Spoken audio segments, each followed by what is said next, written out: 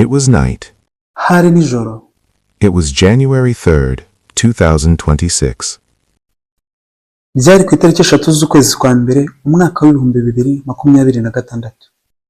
In Caracas, the capital city of Venezuela, loud sounds filled the air. Mu mujyi wa Caracas, umurwa mukuru wa Venezuela, humvikanye urusaku rwinshi mu kirere. Jets flew over the city. Indege z'intambara zagendaga ziguruka hejuru y'umujyi. Explosions shook the ground. Ibisasu byahungabanyije ubutaka. People were scared. They stayed inside their homes. Abantu bagize ubwoba. Bagumye mu ngo zabo. Something very big was happening. Hari ikintu gikomeye cyane cyari kiri kuba. The United States military came to Venezuela. Ingabo za Leta Zunze Ubumwe za Amerika zinjiye muri Venezuela. This was not a normal visit. Ibi ntibyari ugusura gusanzwe. It was a big military action. Cyari igikorwa kinini cya gisirikare. Their goal was to catch Venezuela's president, Nicolas Maduro. Intego yabo yari ugufata perezida wa Venezuela, Nicolas Maduro. This was very unusual. Ibi byari ibintu bidasanzwe. Countries do not normally do this. Ibihugu ntibisanzwe bikora ibintu nk'ibi. They do not send soldiers to take another country's president. Ntabwo ibihugu bijya byohereza abasirikare gufata perezida w'ikindi gihugu. This event did not happen suddenly. It was planned for a long time.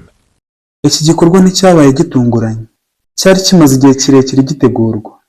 The US government had prepared quietly. Guverinoma ya Amerika yari yarabiteguye mu ibanga. They increased pressure little by little. Yagiye yongera igitutu gake gake. Many people did not agree with this plan. Abantu benshi ntibemeranyaga n'uyu mugambi. They said it was dangerous. Bavugaga ko ari ibintu biteje akaga cyangwa se bibi. They said it was wrong. Bavugaga ko atari byo. This kind of action had never happened before. Igikorwa nk'iki nticyari cyarigeze kibaho na mbere. One big question appeared. Havutse ikibazo gikomeye. How did one country decide to use its army to take the leader of another country? Ni gute igihugu kimwe cyahisemo gukoresha igisirikare cyacyo kugira ngo gifate umuyobozi w'ikindi gihugu? After the explosions, the city became quiet. Nyuma y'iturika ry'ibisasu, umujyi waratuje. People waited. No one knew the truth. Abantu barategereje. Nta muntu n'umwe wari uzi ukuri. Phones showed many messages. Amatelefone yagaragazaga ubutumwa bwinshi. Some messages were false, some were guesses. Ubutumwa bumwe bwari ibinyoma, ubundi bwari ugukekakeka.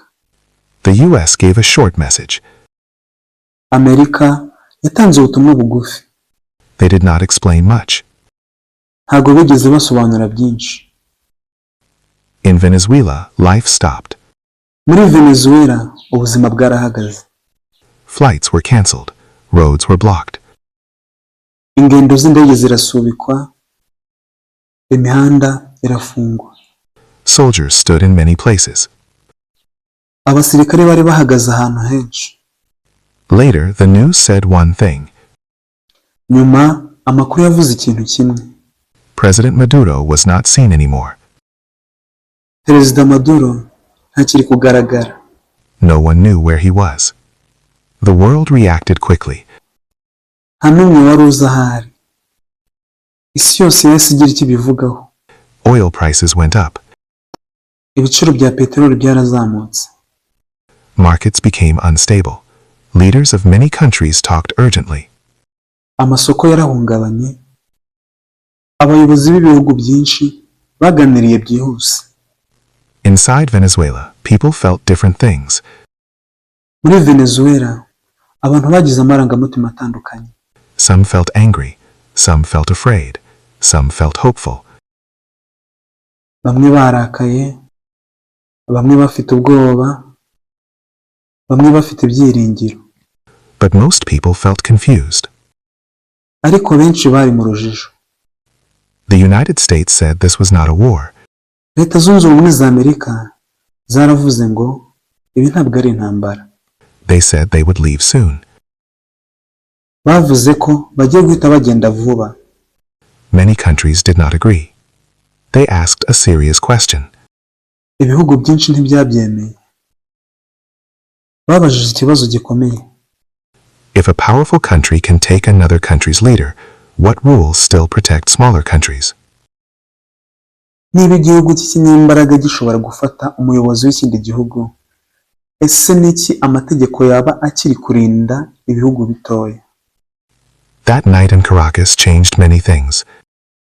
Iryo joro mu mujyi wa Caracas ryahinduye ibintu byinshi. It changed trust between countries. Ryahinduye icyizere hagati y'ibihugu. It changed how people think about power. Ryahinduye uko abantu batekereza ku mbaraga cyangwa se ubushobozi. And it left the world unsure about the future. Kandi ryasize isi yose itazi neza ejo hazaza.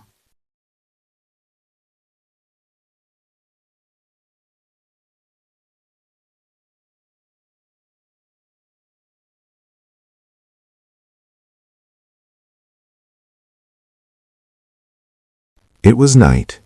It was January 3rd, 2026. In Caracas, the capital city of Venezuela, loud sounds filled the air. Jets flew over the city.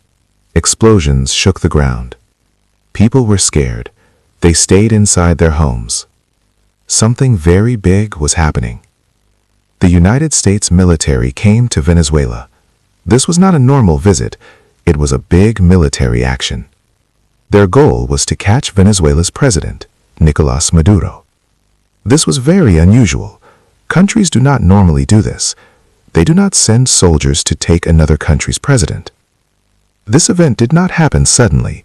It was planned for a long time. The U.S. government had prepared quietly. They increased pressure little by little. Many people did not agree with this plan. They said it was dangerous. They said it was wrong. This kind of action had never happened before. One big question appeared. How did one country decide to use its army to take the leader of another country? After the explosions, the city became quiet. People waited. No one knew the truth. Phones showed many messages. Some messages were false.